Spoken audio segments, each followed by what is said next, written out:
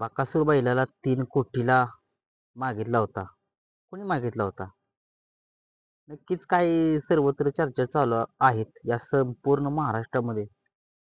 एक ज्याच्या त्याच्या यूट्यूबवर चर्चाच आहे की बकासूर 3 कोटीला मागितला आणि बकासूर 3 कोटीला मागितला.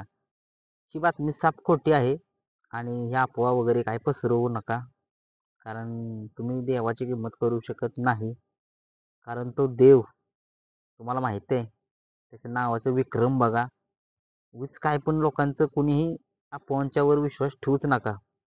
कारण कसं होतंय, बैलगाड्या क्षेत्रात काही लोकांना बातम्या नसतात.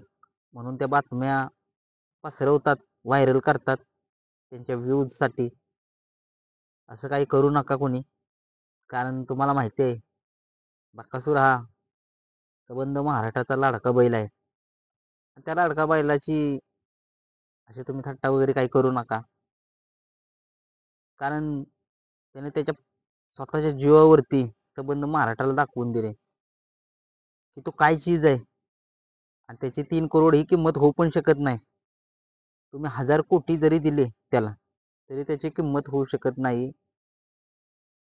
कारण मोहिल शेठ धुमाळ यांनी स्पष्टपणे सांगितलं असतं ना. त्यांचे सोशल मीडियावरती अकाउंट पण आहे त्यांचं.